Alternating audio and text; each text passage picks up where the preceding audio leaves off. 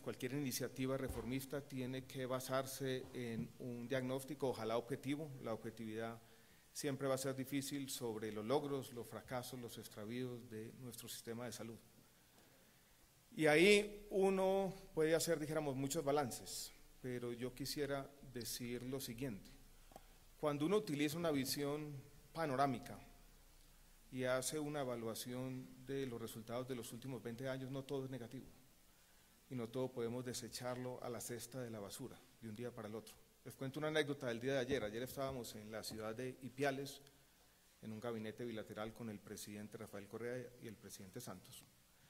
Y estábamos viendo cómo tratar de conectar dos sistemas muy distintos. Un sistema nacional de salud que funciona en Ecuador basado en la prestación pública en esencia y un sistema de aseguramiento individual que ha funcionado en nuestro país por 20 años.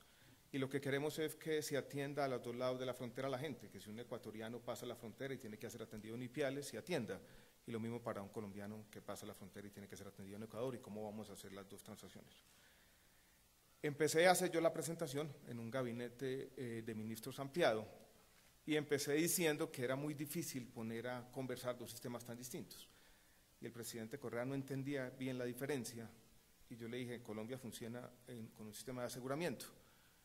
Y él me dijo, ¿cuál es la cobertura? Yo le dije, es el 95%. Me dijo, no me diga mentiras, ¿cómo así? ¿Tienen más de 40 millones de personas con un seguro individual? Y yo le dije, sí señor, así es. Y no creyó.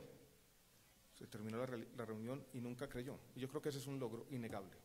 Colombia ha avanzado y ha recorrido, dijéramos, un camino importante en este movimiento hacia la cobertura universal que se ha dado en todas partes del mundo. Y piensen, como lo he señalado en otros escenarios, un paciente hoy enfermo renal, estadio 5, que necesita una diálisis día por medio, tenemos 10.000 de esos pacientes en el régimen subsidiado. ¿Qué le pasaba a una persona de estas hace 20 años? ¿Qué atención recibía? Ninguna. O si la fuera a recibir, tenía básicamente que liquidar todas sus propiedades, la pequeña vivienda o el negocio familiar para poder recibir la atención. O un paciente de cáncer en el régimen subsidiado. No recibía ninguna atención, no la recibe en Ecuador, no nos digamos mentiras. Allá de pronto tienen algunas ventajas, porque tienen la coordinación más fácil en la atención primaria, pero nosotros hemos tenido logros en el tema de aseguramiento, innegables. Pero tenemos muchos problemas y por eso estamos embarcados en esta aventura reformista difícil. Nosotros en la exposición de motivos somos bastante críticos también, de los problemas de acceso que han sido mencionados aquí. Nosotros tenemos que lidiar todos los días con casos individuales, llamadas del ministerio, y la queja persistente es no hay red. Una persona llega a la EPS, necesita una atención de urgencias, no hay red, no hay red, no hay red. Problemas de acceso. Esos problemas de acceso han llevado a muchos a decir que el aseguramiento es simplemente una carnetización vacía, no podemos caer en los extremos, en las afirmaciones rotundas. No es así en todos los casos, pero tenemos problemas innegables de acceso, problemas innegables de oportunidad. Citas de especialistas, por ejemplo, es una queja recurrente por muchas razones. Y problemas innegables de calidad que se reflejan en algunos de estos indicadores de salud pública. Es difícil hacer una evaluación sobre el tema de salud pública y miren que la evaluación aquí era bastante sofisticada y si se quiere un reto muy grande para cualquier investigador. Porque el diagnóstico de las presentaciones de salud pública no es que ha existido un deterioro sistemático en los indicadores de salud pública, porque eso no ha sido así. El diagnóstico es mucho más difícil y lo que nos está diciendo es nuestro progreso ha sido menor al que debió haber existido, dado, por ejemplo, los recursos invertidos. Aislar el efecto del aseguramiento sobre los indicadores de salud pública no es fácil. Incluso yo vi en las dos presentaciones de salud pública una contradicción, que no la señalo, dijéramos, como un error, sino como una muestra de las dificultades y complejidades de este tema. Se dijo primero que el aseguramiento podía tener la culpa de la evolución de los indicadores de salud pública, inferior a la que debería esperarse. Y se dijo después, cuando pensamos pagar o remunerar a los gestores de indicadores de salud pública, que iba a ser muy difícil aislar el efecto del aseguramiento y que por ende íbamos a terminar premiando a las gestoras de cosas con las que no hacían nada. En un caso tienen la culpa, en otro caso va a ser imposible asignar esa culpa. No es fácil. Y yo creo que esa complejidad nos indica a todos a ser objetivos y a mirar con calma, dijéramos, estas evaluaciones. Y aquí la objetividad no ha sido fácil en estos debates, créanme. ¿Qué otros problemas tenemos? más allá de lo de acceso, de oportunidad y de calidad, que son innegables de todos los días. Dos problemas más complejos, más coyunturales. Uno, la falta o la pérdida de legitimidad pública del sistema, evidente en las encuestas, evidente en las conversaciones de todos los días. El ministro de Salud es el peor evaluado del gabinete. Ustedes lo ven, dijéramos, todos los días en las opiniones que se ciernen sobre este sistema. No hay legitimidad o ha venido erosionándose esa legitimidad. Este es un proceso gradual que tiene, dijéramos, algunos picos específicos. Quienes trabajan en este sector son juzgados por el resto de la sociedad casi todos como corruptos. Y es un juicio injusto. Que hay mucha gente que trabaja, la gran mayoría trabaja denodadamente porque las cosas mejoren.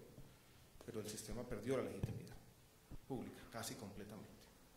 Y tenemos también, hay que decirlo, un problema coyuntural muy complejo y es una crisis financiera muy grande, tal vez la peor que ha tenido este sector. Uno podría decir que por allá con la crisis económica de los años 90 hubo una crisis financiera grande, pero esta es la peor. Y yo quisiera decir algo sobre la crisis financiera, para ir, dijéramos, uniendo los lazos, y tú dijiste algo, Juan Pablo, sobre las causas de la crisis, que yo creo que son estructurales y coyunturales. Pero si yo quisiera resumir las principales causas de la crisis, yo utilizaría, dijéramos, una sola palabra. Estos son dolores de crecimiento. Esto es una crisis que se origina más en un crecimiento acelerado que en cualquier otra cosa. Y lo he dicho en otros escenarios y lo repito aquí rápidamente, sin tratar de ser exhaustivo. Aquí pasaron tres cosas muy rápidamente. Uno podría concentrarse en una ventana de oportunidad del año 2006-2007 al año 2011, donde aumentamos la cobertura del régimen subsidiado rápidamente, en 12 millones de personas en un periodo de 3 años.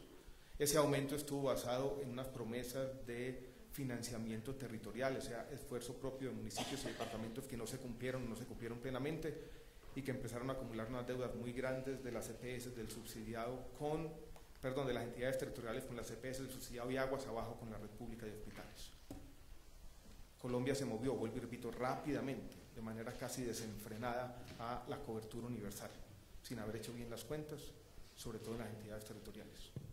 Al mismo tiempo, como consecuencia en parte de los incentivos mal puestos de la 1122 y después reiterados o ampliados por la sentencia TGT 160, se nos vino encima la avalancha de los recobros, que aumentan de 200.000 millones en el año 2006, 250.000 en el año 2007 a 2,4 billones en el año 2010.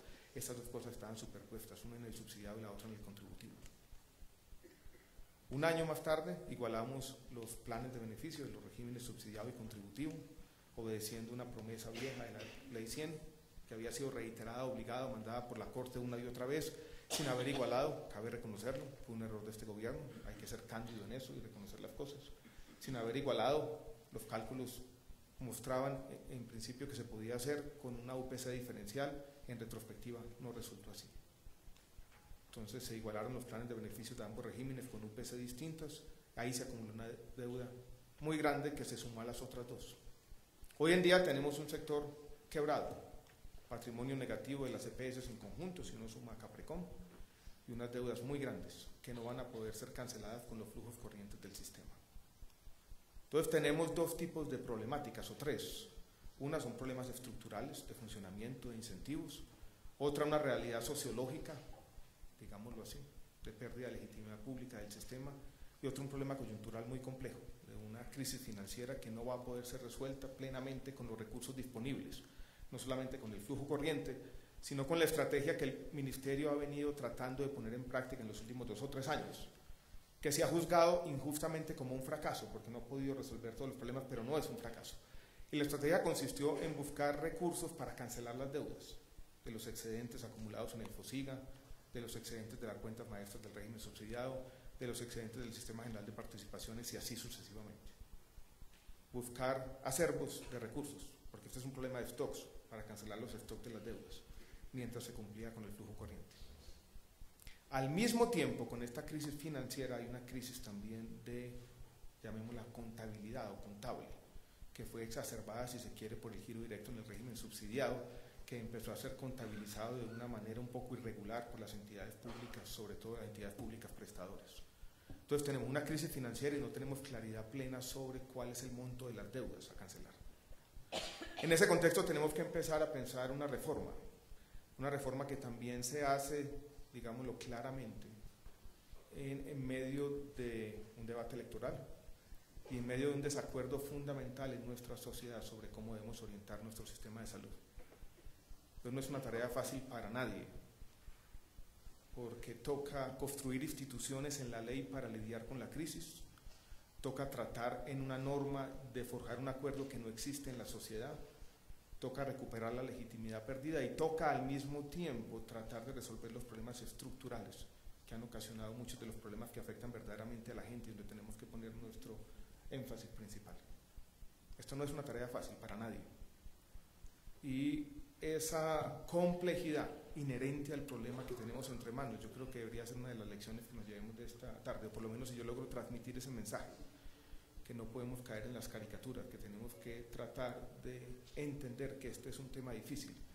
Y es un tema donde, señoras y señores, si ustedes miran alrededor del mundo, se dan cuenta que tampoco hay consensos absolutos y que tenemos que lidiar tensiones. A mí me preocupó un poco lo que dice el doctor Juan Pablo, que dice, bueno, aquí estamos de pronto haciendo un énfasis mucho en la sostenibilidad, como si fuera el principal sistema. Yo no creo, pero tenemos que reconocer las tensiones inherentes en este problema. Tenemos que aumentar el acceso y la calidad, pero no podemos dejar de pensar en la sostenibilidad y siempre va a haber un equilibrio precario entre objetivos que son contrapuestos. Si ustedes miran la ley ordinaria o la ley estatutaria, y muchos de ustedes la han leído, y hacen un repaso de los principios que se listan allí, cualquiera con una lectura medio suspicaz va a decir, muchos de estos principios entran en contradicción. No es fácil satisfacer todas las cosas al mismo tiempo.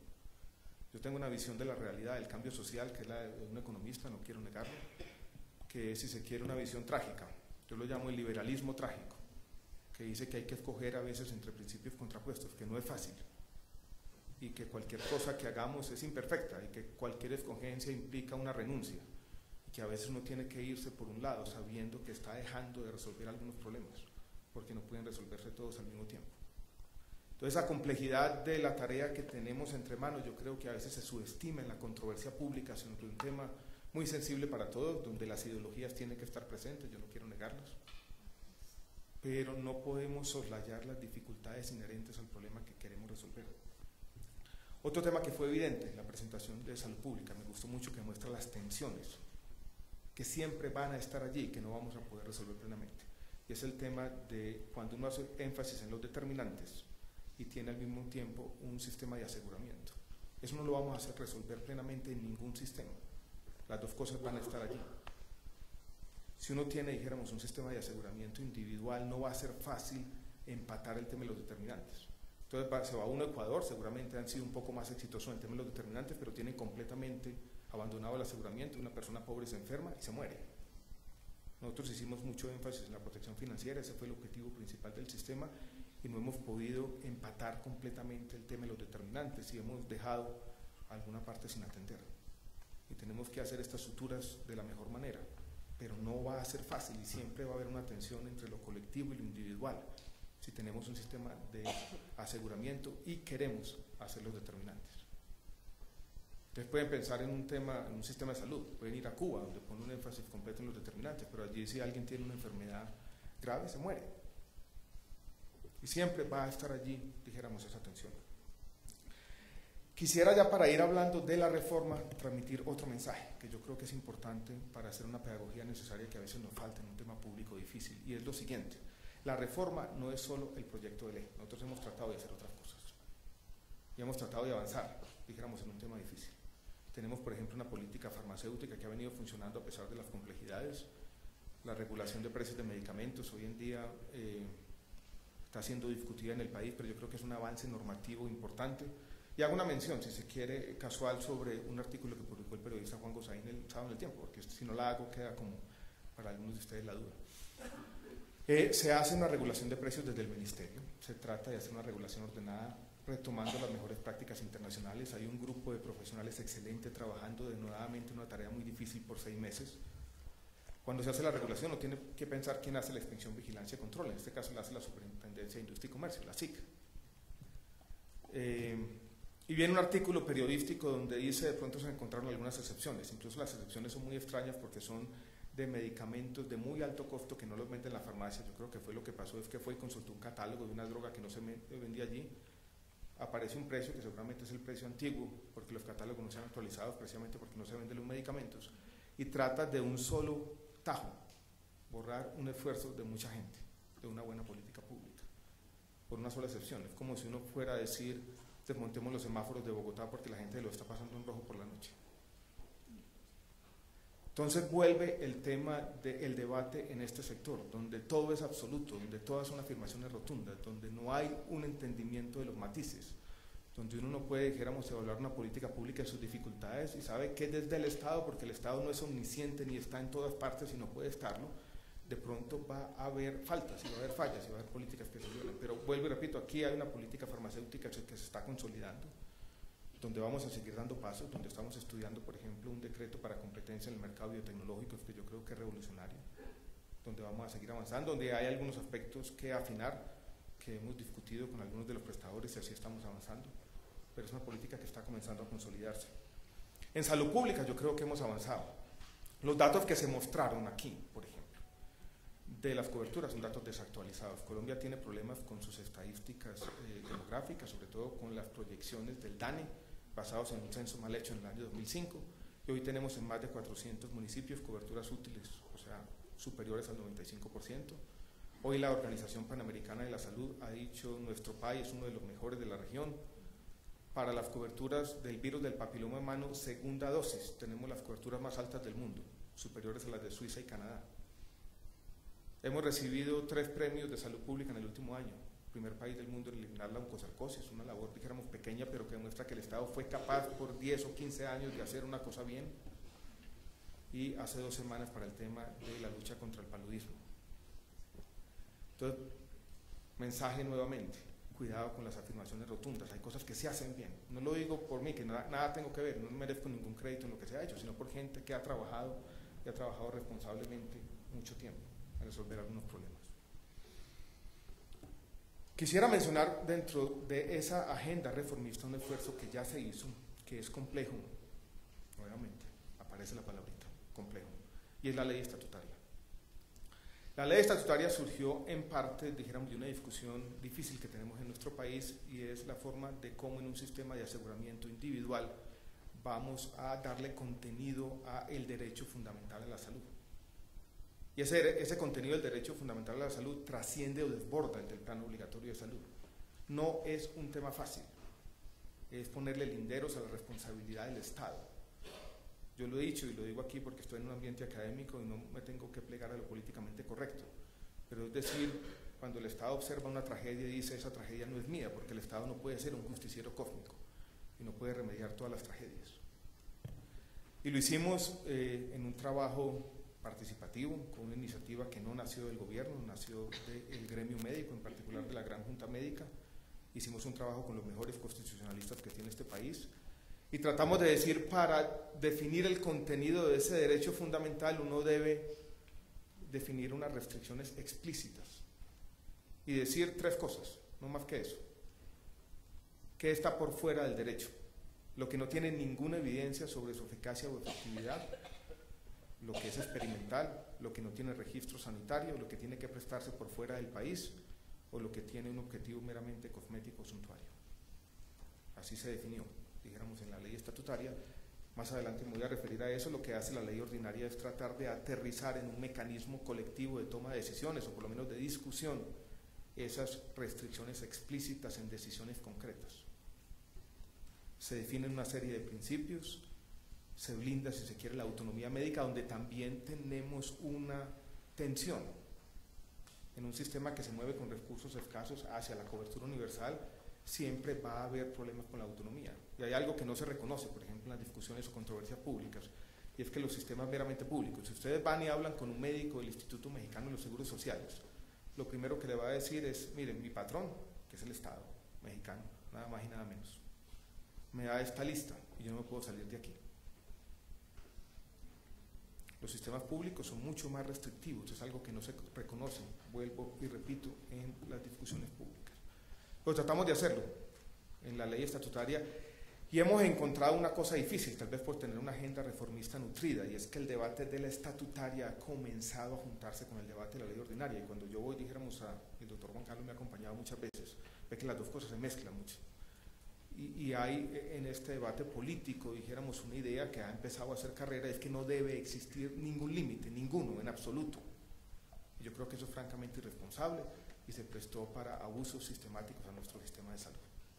Pero me refiero a eso, dijéramos, más adelante, pero quiero rescatar la ley estatutaria como un avance y, si se quiere, un movimiento a lo que yo podría denominar un contrato social. Nos pusimos de acuerdo para definir el contenido del derecho fundamental a la salud, y en la ley ordinaria lo que hemos planteado es simplemente un movimiento gradual hacia ese contenido del derecho. Paso entonces al proyecto de ley ordinaria. Mensajes telegráficos para todos.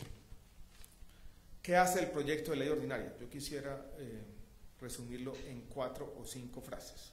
Primero, lidia con la crisis y crea instituciones para lidiar con la crisis financiera que acabamos de describir. Segundo, genera mecanismos para ir ampliando progresivamente el plan de beneficios. Tercero, se ocupa de los temas de talento humano, sobre todo de los temas de talento humano que pueden ser resueltos en una ley, no de todos, el tema de especialistas y el tema de formalización laboral. Y cuarto, trata de rediseñar el sistema haciendo énfasis en los controles que debemos tener mucho más estrictos sobre los flujos de información y de recursos. Esa es la reforma.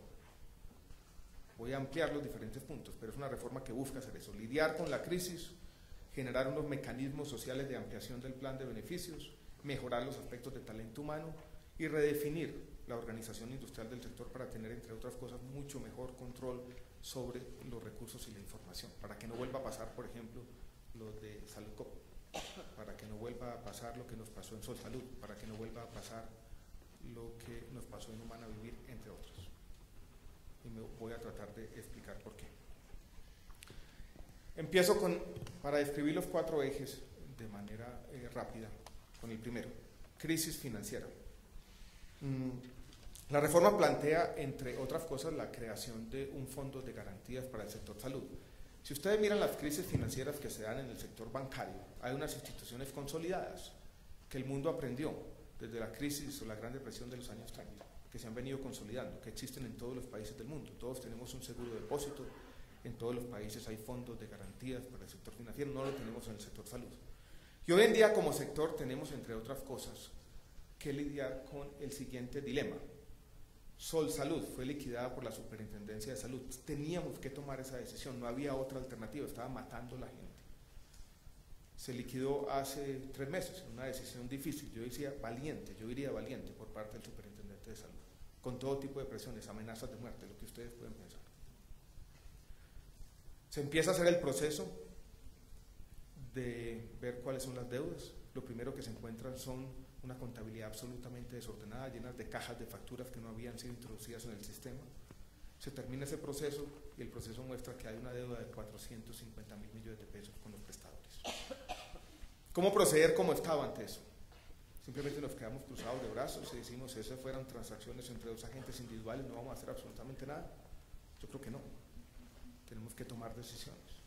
Pero no es fácil las decisiones que tenemos que tomar. No es fácil la forma de traer recursos públicos al sistema. Si no lo blindamos en la ley, lo primero que nos va a decir, o lo segundo, la Contraloría mañana, es: ustedes están utilizando recursos públicos para pagar 2 veces por lo mismo. Y si no consolidamos unos instrumentos financieros para lidiar con esta crisis en una ley, va a ser muy difícil.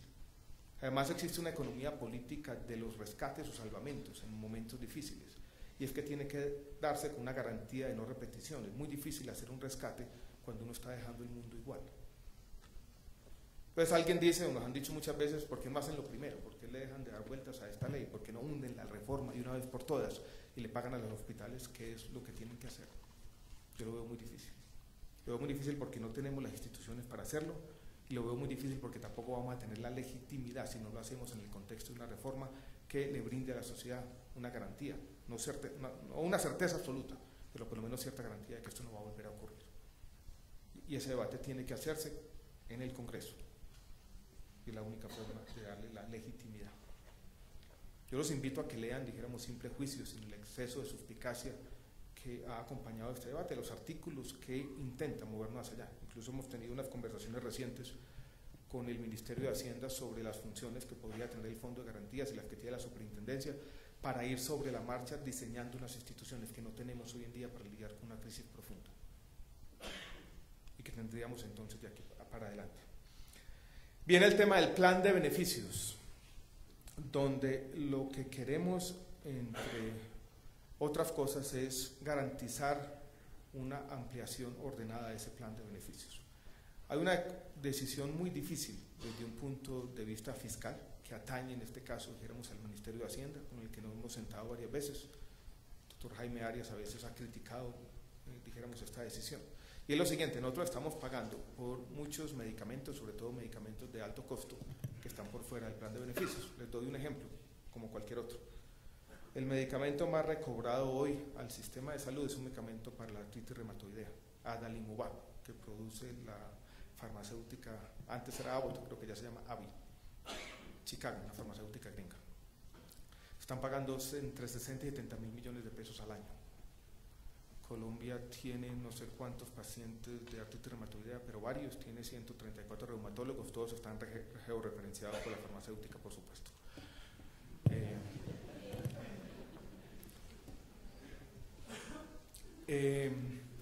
Tenemos que tomar la siguiente decisión: lo metemos al plan de beneficios, y si lo metemos al plan de beneficios, una pregunta sobre la que no tenemos una respuesta clara es la siguiente: ¿qué va a pasar con la demanda? Ese valor de 60, 70 mil millones va a aumentar, y qué tanto va a aumentar como consecuencia de sacarlo del no POS y meterlo al POS, para utilizar, dijéramos, la jerga del sector. Hemos hecho un ejercicio que tiene que ser necesariamente microeconómico, de mirar los incentivos de remover esas barreras, que son barreras administrativas en forma de tutelas o CTCs, al hacer esto. Y eso nos muestra que eso podría valer entre 1 billón y 1,5 billones de pesos adicional, coger el universo del no POS y meterlo al POS. ¿Qué es lo que plantea entonces la reforma? Y el doctor Juan Carlos nos ha criticado que el lenguaje no es del todo claro.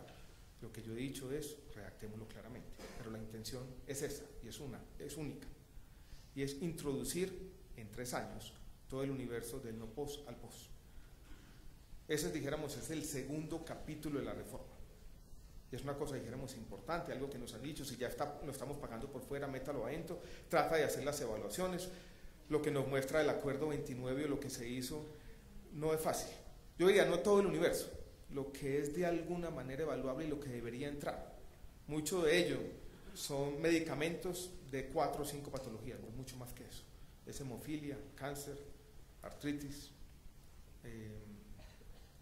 Hay algunos temas muy específicos de epilepsia, hipertensión pulmonar, de uno de estos medicamentos bastante recobrados al sistema, los que tienen control de precios. Ese es un primer paso que queremos dar, y queremos dar ordenadamente, y va a quedar consignado en la ley como una obligación estatal, una ampliación importante del plan de beneficios. Tenemos hacia adelante que tratar entonces de hacer 2 cosas, y aquí se conectan las 2 reformas, la ordinaria y la estatutaria. Y uno es esas restricciones explícitas que teníamos por allá, traducirlas en decisiones concretas, en la práctica. Estábamos la semana pasada en Barranquilla, y en Barranquilla hay una gran discusión sobre unas formas de terapias conductuales, que son estas terapias con animales para niños con autismo, equinoterapias y delfinoterapias y canarioterapias y todo tipo de cosas como esas. Están recobrando 50 mil millones de pesos este año el sistema de salud en ese tipo de abusos, todo vía tutela. Cogen una familia, le dicen: mire, yo le pago 1 millón de pesos al mes, y recobran 10 millones de pesos al sistema, algunos de ellos.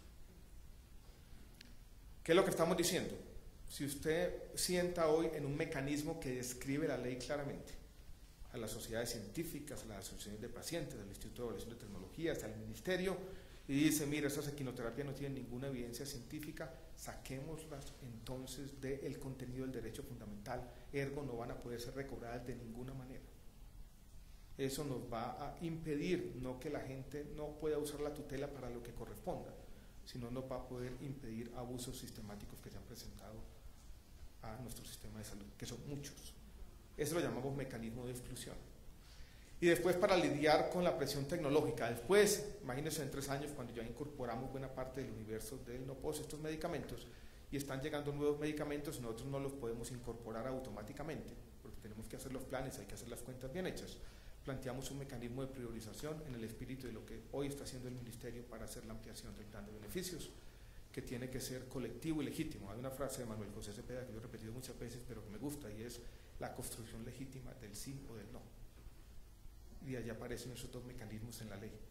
tanto el mecanismo de exclusión como el mecanismo de priorización para lidiar con la presión tecnológica. Se plantea los controles de precios de medicamentos como una política de Estado y se plantea que el Ministerio tiene que decir algo sobre la gestión de la innovación o del conocimiento para que nos sigan algunos laboratorios farmacéuticos ampliando las patentes de manera artificial para aumentar un poder monopólico y defraudar nuestro sistema de salud.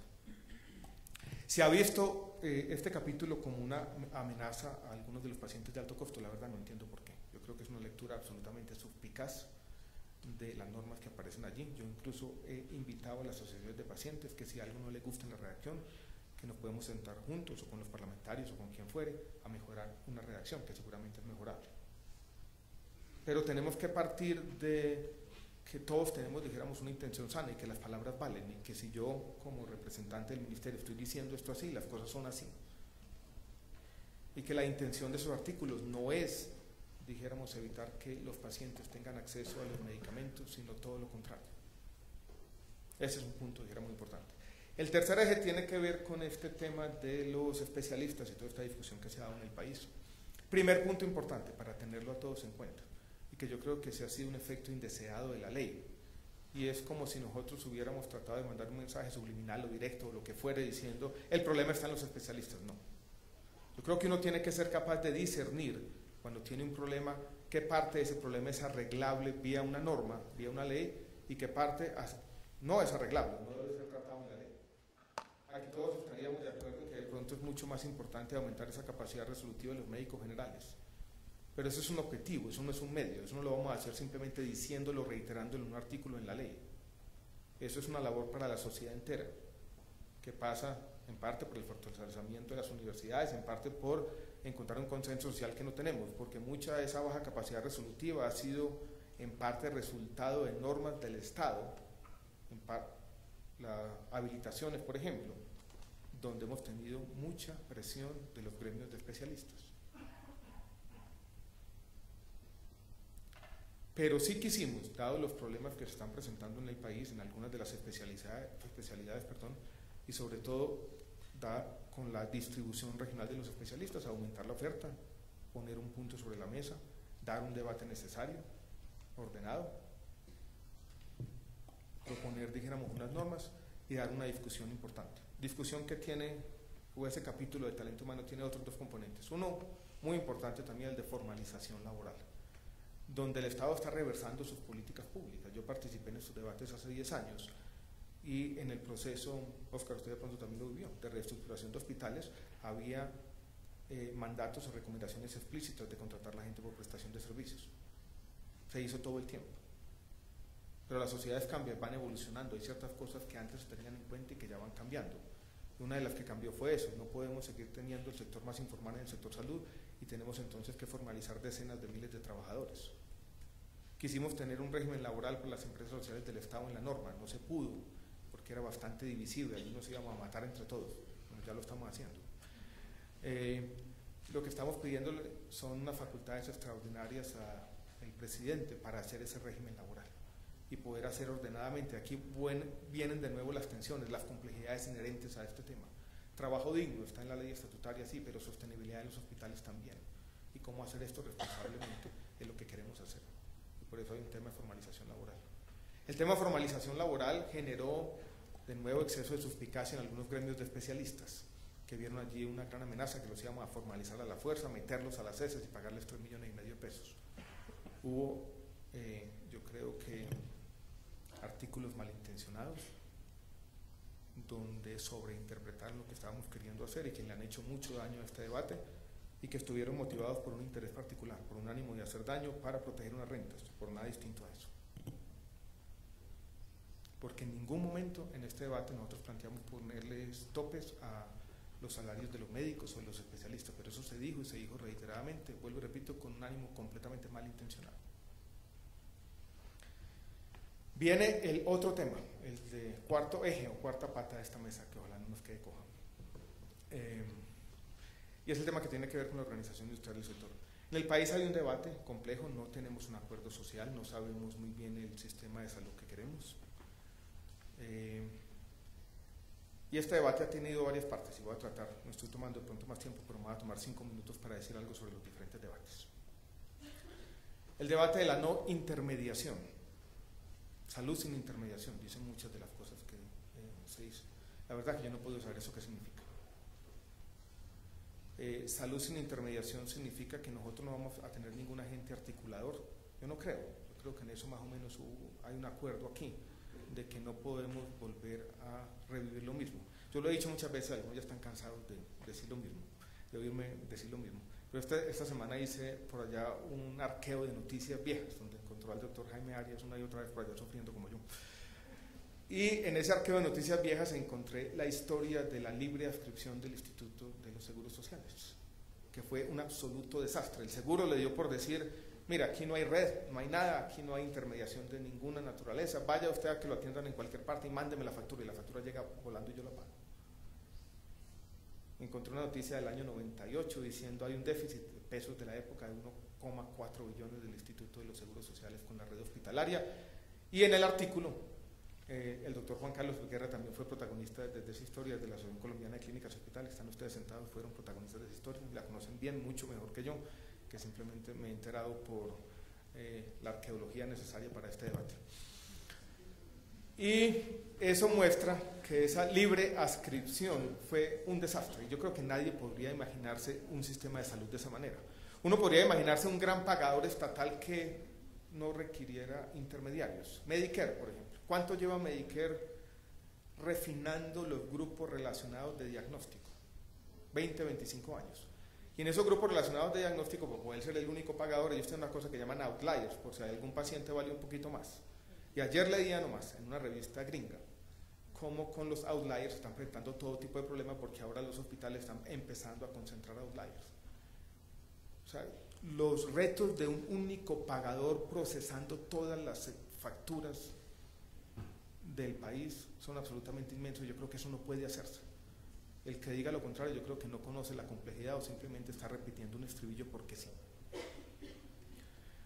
Entonces, si aceptamos que debe existir un agente intermediario, alguien que haga algo, administración o gestión de riesgos, y ya voy a ir llegando al punto de fondo, viene un segundo debate, y es si nosotros queremos que ese intermediario sea público o privado, con o sin ánimo de lucro. Algunos dicen, debe ser público plenamente. Quien haga la labor de administración debe ser público. O sea que podemos de pronto tener concentradas territorialmente algunas administradoras públicas. Yo repito, no conocemos este país, no hemos mirado la economía política territorial. No están diciendo muchos de los mismos críticos de la reforma que proponen al mismo tiempo que sea público, pero se mueren de miedo con que le entreguemos a los alcaldes y gobernadores la facultad de nombrar los gerentes de los hospitales. Públicos para manejar el aseguramiento, pero muy malos para manejar la prestación. ¿De dónde sale esa contradicción? Otro crimen contra la lógica, de los tantos que acompañan este debate. Si no confío en él, ni siquiera para administrar la prestación, que es mucho más fácil, le va a entregar todos los recursos para hacer la afiliación. No conocemos la historia de las EPS transitorias de comienzos de los 90, o la historia de Cali Salud, o la historia de Selva Salud, o la historia de Salud Cóndor. No sabemos qué ha pasado con la administración de lo público. Hay un proyecto de ley que se llama el 233, que dice entréguele todo esto a las entidades territoriales, de buenas a primeras, sin conocer a nada, sin pensar en un incentivo, un catálogo de buenas intenciones absolutamente mal armado. Y eso se presenta como la gran propuesta alternativa a hacer una reforma. Difícil así tener un diálogo productivo. Bien, entonces, tal vez la pregunta más difícil de todas, y es cuáles son las características de este agente. Y tenemos dos propuestas sobre la mesa. El doctor Guerra esbozó una, y seguramente ustedes han oído algunas versiones más elaboradas, que el doctor Guerra no tuvo mucho tiempo de esbozarla, y es que sean meramente administradores. Es un sistema que comienza, dijéramos, a concebirse como un fondo público, que sería lo que llamamos salud mía, con unas redes que son conformadas no por quien hace la administración, sino por un agente independiente. En la reforma están por quien hace los comités de áreas de gestión. Y uno centraliza en este ente o en esta organización administradora unas funciones que sobre todo son de auditoría. Ese es un esquema. dijéramos, un esquema de administración. Ya les voy a decir mi opinión sobre ese esquema y los problemas que yo percibo. El otro es un tema más de aseguramiento individual, como lo tenemos hoy en día, con algunas mejoras y yéndonos hacia corregir lo que éramos los errores históricos de los sistemas de aseguramiento, errores históricos que son de una doble naturaleza, ya me voy a referir a ellos. No es fácil tomar una decisión al respecto, y como siempre viene la complejidad y la tensión entre sostenibilidad y acceso. Un sistema de administración muy puro, yo creo que entraña un problema de sostenibilidad, en mi opinión. Y es que podemos repetir la historia de los recobros. Uno alinea los incentivos de los administradores y los prestadores para recobrarle al sistema. Ya estarían los laboratorios plegados, creo yo, doctor Juan Pablo. Y eso nos podría llevar entonces que todo el mundo se ponga de acuerdo de chulear las facturas. ¿Cómo ponerle cortapisas a eso? ¿Cómo desalinear los incentivos? No es fácil, en mi opinión.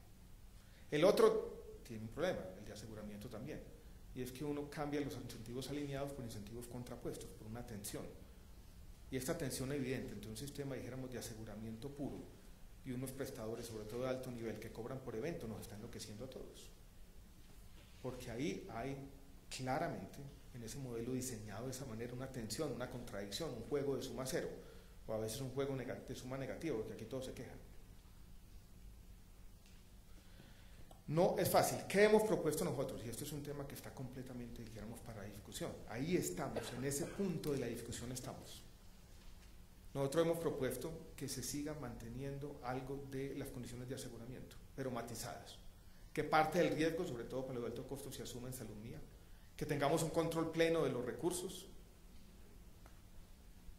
para que no se den la desviación de recursos y no tengamos que meternos con el tema difícil de regular reservas técnicas y capitales mínimos, sino nosotros tener, dijéramos, los recursos. Que para los costos de administración podamos cambiar la conversación del sistema y comenzamos a pedirle resultados en salud también. Concentrar los gestores en el territorio para que efectivamente hagan gestión de riesgos, porque la gestión de riesgos necesita arraigo territorial. Uno no puede tener EPS de garaje con 10.000 afiliados aquí, 20.000 allá, 30.000 en una región, a miles de kilómetros de distancia, gestionando el riesgo, porque no va a pasar. La inspiración de lo que estamos haciendo viene de muchas fuentes, pero una es de una conversación repetida que hemos tenido con administradores de sistemas exitosos en el mundo, Australia y Holanda, por ejemplo, que nos están diciendo que los sistemas de aseguramiento siempre van a tener ese tema de selección de riesgos, glosas, gente a la que le cierran la puerta a las narices, cosas de esas, y que nosotros tenemos que irlo mejorando. Y hemos planteado entonces una serie de mejoras. Una que tampoco he mencionado es el tema de la afiliación. Nosotros recobrar todas las labores de la afiliación para que la gente pueda moverse de una a otra, para que no pase aquí, como lo he dicho muchas veces, lo que pasó con los afiliados de Colpatria, 15.000 personas que quedan en el aire y todas las EPS buenas le cierran la puerta en las narices. Centralizar también buena parte del recaudo, porque el recaudo delegado en los administradores ha tenido muchos problemas. Centralizar buena parte de la gestión de los recursos, porque ahora que ya el financiamiento de los dos regímenes, subsidiado y contributivo, es más difícil, porque ya tenemos recursos fiscales financiando el contributivo, ya van a estar todos los fondos públicos y los administradores fiduciarios que hoy están encargados de esta labor nos están diciendo no vamos más, entonces tenemos que asumir estas funciones. Entonces estamos partiendo de eso, de una necesidad de centralizar el recaudo y la afiliación, tener por ende control de los recursos y mejorar completamente los incentivos en el sistema, pagando por resultados y disminuyendo esos incentivos perversos a la selección de riesgos. Viene el tema, dijéramos, de la integración vertical, que es otro de los temas más complejos del sistema, donde uno podría decir esto funciona mejor como lo estamos concibiendo sin integración vertical, pero de otro lado viene una preocupación, entre otras, sobre dónde está la oferta y dónde está, dijéramos, la oferta para hacer esa integración vertical en algunas de las regiones del país, sobre todo en el régimen contributivo, porque en el subsidiado está la oferta pública. Esa es la propuesta, claramente mejorable, pero hemos tenido tal vez la osadía de tomar decisiones y de plantear que aquí hay complejidades y que uno no puede soslayar los temas diciendo aquí lo vamos a hacer todo, para todos, ya, con un sistema público, olvidándonos de las grandes dificultades del sistema. ¿Qué pasa? Ya haciendo la reflexión final, que veo yo es una reflexión, dijéramos, para nuestro país. Primera, yo creo que Colombia está perdiendo la confianza en sus instituciones democráticas representativas para asumir los retos más grandes de la sociedad. Y si empezamos a decir aquí nuestro Congreso de la República no es legítimo para reformar la justicia, la educación o la salud, básicamente estamos acabando con la democracia. Nosotros tenemos que empezar a confiar en las instituciones, hacer una vigilancia estricta. Pero no puede hacer carrera en nuestro país, entonces, que como el Congreso no funciona, que la forma de reformar la salud es haciendo un grupo de iluminados que le presenten una propuesta al Congreso y el Congreso simplemente la churee. Así no toman decisiones las democracias, señoras y señores. Eso no es una democracia. Eso es el porfiriato por allá de México del principios del siglo XX, o eso es la Unión Soviética. Esto significa, para tener legitimidad, esto tiene que discutirse en el Congreso y tiene que discutirse en toda su complejidad y con todas las imperfecciones que tenemos en nuestra democracia. Segundo punto, en este tema tan complejo como la salud, donde no vamos a tener un acuerdo social, donde hay grandes complejidades, yo he comenzado a ver el siguiente problema, y es que cualquier propuesta que se vaya a presentar, siempre a alguien le va a haber un pero. Y todos los agentes y todos van a decir no, no porque no me gusta esto, no porque esto no se adapta a lo que yo quiero. Entonces estamos cayendo en la siguiente, y yo utilicé esta palabra en otro foro y me criticaron, pero voy a utilizarla, esquizofrenia. Y es lo siguiente, no nos gusta el modelo actual, lo odiamos, tenemos una pérdida de legitimidad, pero tenemos el sesgo más grande como sociedad hasta el status quo. No nos gusta lo que tenemos, pero nunca vamos a ser capaces de cambiarlo, porque el único consenso posible en este sector es el consenso del no. Eso no es fácil. Y si no tenemos como agentes, como los que participamos, un poquito de grandeza para decir no me gusta todo lo que hay, pero yo estoy capaz, estoy dispuesto a apostarle a eso. Hay unas reglas de juego que yo quiero respetar y quiero participar en una construcción con esas reglas de juego por un tiempo, a ver cómo nos va. Si no hacemos eso, esto no va para ninguna parte. Y volveremos a repetir la misma historia. Es más, se está creando algo que ya sucedió con la justicia y con la educación, y es que se abren estas cajas de Pandora. La sociedad no tiene la madurez para discutir estos temas. Y entonces tanto el Congreso como el Ejecutivo se acobardan. Y ya en 2 o 3 años o en un año nadie va a ser capaz de poner sobre la mesa el tema de la reforma de la salud. Entonces nos vamos a quedar en el peor de los mundos, con un sistema que no odiamos, con el consenso de que hay que cambiarlo, pero con el consenso trasladado de que nada puede cambiarse.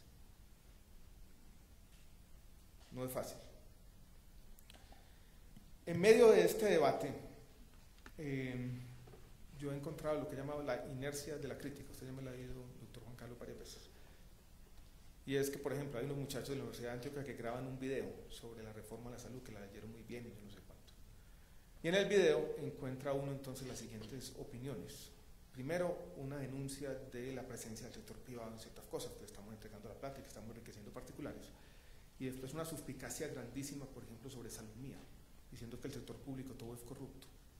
Entonces aquí no sirve ni lo privado ni lo público. Diciendo, ustedes están centralizando los recursos, ¿cómo así? Ah, pero están dándole mucho poder a las entidades territoriales en la prestación. No sirve ni lo centralizado ni lo descentralizado. Ustedes están haciendo un énfasis muy curativo, pero ¿cómo así que están impidiendo que la última tecnología curativa llegue al país con esos mecanismos de priorización? Critican lo curativo, pero critican al mismo tiempo que no extendamos lo curativo más allá de la cuenta para incluir la última tecnología. Que van a dejar quebrar los hospitales, que aquí no hay una política clara para salvar los hospitales, pero ¿cómo así que van a salvar los hospitales? Le están pagando 2 veces, están enriqueciendo a los dueños de las EPS. O sea, ni el rescate ni la inacción. Y así es muy difícil, vuelvo y repito, tener un ánimo racional. Uno tiene que ser capaz de tener críticas coherentes que asuman la complejidad y que asuman, vuelvo y repito, que todas las decisiones son imperfectas. Y que si yo me voy por lo público, tengo que asumir todos los problemas de lo público, de las fallas de Estado. Si yo me voy por lo privado, tengo que asumir todos los problemas de lo privado, las fallas de mercado, y que no tengo alternativa. Porque todas las decisiones, vuelvo y repito, van a ser imperfectas. Y dentro de ese tema, dentro de esa discusión compleja, comienzan a prevalecer los estribillos. Y entonces el que más se utiliza, la salud no es un negocio, no puedo entender eso qué significa. La gente no se ha dado cuenta que las compañías farmacéuticas tienen la rentabilidad patrimonial más alta del mundo, más alta que incluso las compañías petroleras, y que la idea no está en repetir como un loro, la salud no es un negocio, sino ver entonces cómo vamos a hacer para lidiar con un apetito de utilidades tan grande. Cuando se habla de integración vertical, por ejemplo, se soslaya un tema que hace parte de la discusión importante en Estados Unidos, es que hay dos tipos de integración vertical. Una es la que se da entre los pagadores y los aseguradores, pero otra también inconveniente, la que se da entre los médicos y algunos prestadores. Y que muchos médicos se convierten también en agentes de ventas de las compañías farmacéuticas.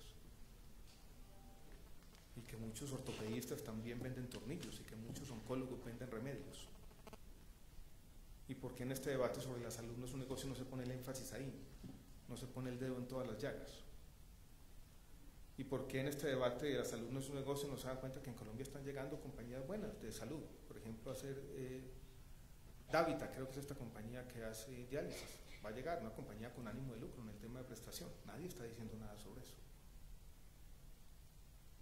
Nadie está diciendo nada sobre excesos de utilidades que se dan en otros sectores. Nadie está señalando que lo que tenemos que tener es una reflexión pausada sobre las fallas de Estado y sobre las fallas de mercado. Y que el tema no es la salud, es un negocio, el tema es cómo podemos causar los incentivos de los negocios con el bienestar general. Cómo podemos protegernos de la corrupción, cómo podemos protegernos de la voracidad y cómo tenemos buenas entidades y regulaciones estatales para lidiar con ese problema. Pero si nos quedamos en las frasecitas, yo creo que no vamos a poder avanzar. Yo quiero terminar diciendo lo siguiente, tenemos voluntad de cambio. Yo no tengo ningún apego dogmático a las cosas que hay allí en la reforma. He querido en todos estos escenarios propiciar no los aplausos, sino las reflexiones, generar por lo menos las semillas de la duda entre todos, la semilla de la complejidad, de que este es un tema muy difícil que no ha sido resuelto por ninguna sociedad del mundo plenamente. Y que sí se abrió una ventana de oportunidad por muchas de las cosas que pasaron. Y que no deberíamos desperdiciarla. Que yo creo que muchas de las cosas que hay en la ley pueden mejorarse y nosotros estamos dispuestos a sentarnos y a mejorarlas. Y sí me da ese temor de que si dejamos pasar y cerrar esta ventana de oportunidad, vamos a seguir atrapados en un sistema de salud que no nos gusta, pero que por muchas razones que he tratado de contarles a ustedes esta tarde o esta mañana, no somos capaces de reformar. Muchas gracias a todos por la atención.